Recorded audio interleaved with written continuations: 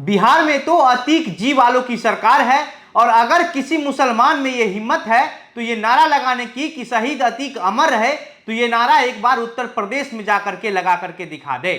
कल जुम्मे की नमाज के बाद पटना जंक्शन के पास जो है वह कुछ मुसलमानों के द्वारा, जिसका जो रईस गजनबी नाम है, उसके द्वारा जो है एक नारा लगाया गया कि शहीद अतीक अमर रहे। और उसके बाद योगी आदित्यनाथ और नरेंद्र मोदी को लेकर के भी जमकर की भद्दी भद्दी बातें कही गई और इसके बाद बिहार की राजनीतिक माहौल जो है वह गर्मा गई। और अब रईस गजनबी का भाई जो है वह ये कह रहा है कि रईस गजनबी का जो दिमागी स्थिति है वो ठीक नहीं है, क्योंकि रईस गजनबी को और रईस गजनबी के भाई को ये पता चल गया कि यह हो सकता है कि अब ये नारे तो लगा दिए हैं लेकिन जेल जाने की भी नौबत आ सकती है। और जेल जाने की डर से जो है वह रईस गजनबी का भाई अब ये कह रहा है कि रईस गजनबी के 5 बच्चे हैं और उसको पिछले 20 साल से कोई मतलब नहीं है और इसीलिए जो है उसका दिमागी स्थिति ठीक नहीं माना जाता है, और जिस वजह से रईस गजनबी ने अतीक अमर रहे के नारे लगा दिया। लेकिन एक सवाल है, अब सवाल यह है कि रईस गजनबी का दुकान भी उसी मस्जिद के पास ही है। पटना जंक्शन के पास जो मस्जिद है उस मस्जिद के पास रईस गजनबी का दुकान है।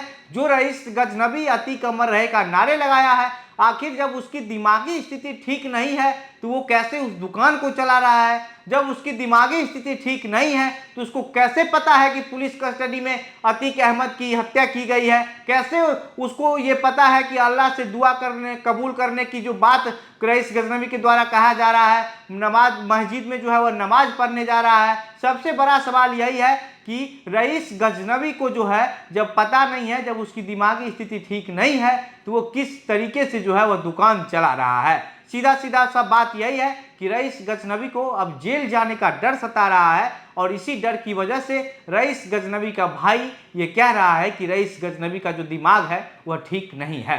बाकी आज की इस वीडियो में हम रईस गजनबी के इस नारे के बाद जो बिहार की राजनीति हो रही है उसी को लेकर के चर्चा करेंगे, लेकिन उससे पहले नमस्कार, मेरा नाम घनश्याम सिंह है और आप द बिहार प्रोजेक्ट देख रहे हैं।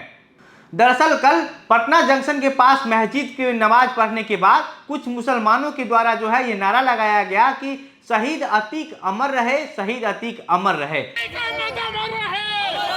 और उसके बाद योगी और मोदी पर यह आरोप लगाया गया कि जानबूझ करके जो है योगी आदित्यनाथ ने अपराधियों के द्वारा जो है वह अतीक जी की हत्या करवाई है। मारा गया, पूरी तरह से प्लान्ड वे में मारा गया। योगी सरकार ने उनको प्लान्ड वे में मरवाया। इसमें कोर्ट, मीडिया, सरकार, पुलिस सबका हाथ है उसको मरवाने। अतीक जी पूरे देश के लिए अमर हैं। हम लोगों ने अतीक जी के लिए जो है वह अल्लाह से दुआ कबूल की है कि अतीक जी की जो शहादत है उसको कबूल फरमाया जाए।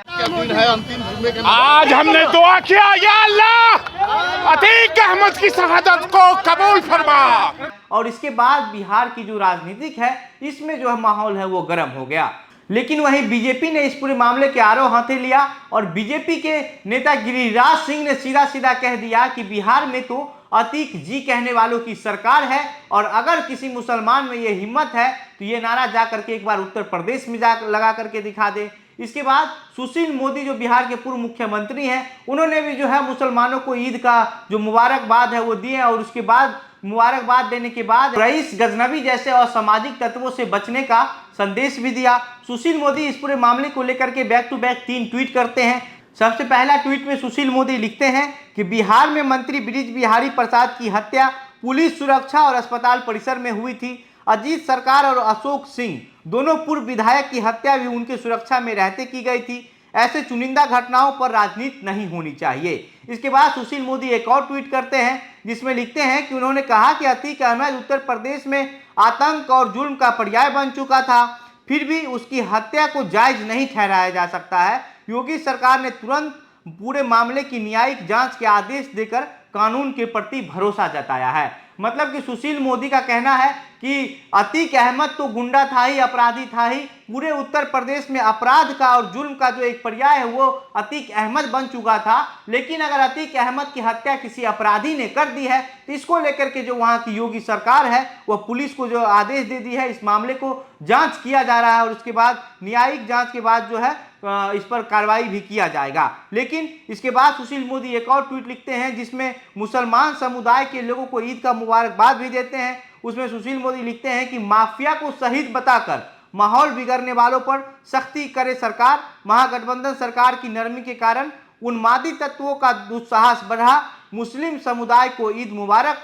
शरारती तत्वों से सावधान रहे लोग। सुशील मोदी शरारती तत्वों मतलब सीधा सीधा रईस गजनबी और रईस गजनबी के साथ जितने लोग ये नारे लगा रहे थे कि अतीक अहमद अमर रहे, उन लोगों को जो है ऐसे असामाजिक तत्वों से बचने को जो है वो संदेश दिया है। और इसी के बाद जो है बिहार की राजनीति में लगातार चर्चा हो रही है, आखिर इस तरीके का जब नारा लग जाए तो गिरिराज सिंह जैसे नेता कैसे चुप रह सकते हैं। गिरिराज सिंह ने भी जो अपने मन की बातें हैं वो आकर के ट्वीट कर दिया। और गिरिराज सिंह जो रईस शहजादी गजनबी का जो वीडियो है उस वीडियो को शेयर करते हुए लिखते हैं कि अगर नारा लगाना है तो जाके एक बार उत्तर प्रदेश में जाकर के लगा दीजिए, फिर आपको पता चल जाएगा कि कैसे होता है। लेकिन बिहार में जो सरकार है वो वोट की राजनीति की वजह से जो है वह कुछ नहीं बोल रही है, इस वोट की वजह से जो है बचना चाहती है इस पूरे मामले पर। और इसके बाद से लेकर के जो है वह लगातार सोशल मीडिया पर हिंदू मुसलमान भी किया जा रहा है। बाकी आजकल के जो युवाएं हैं, कुछ भी होता है, किसी अपराधी की हत्या हो जाए, चाहे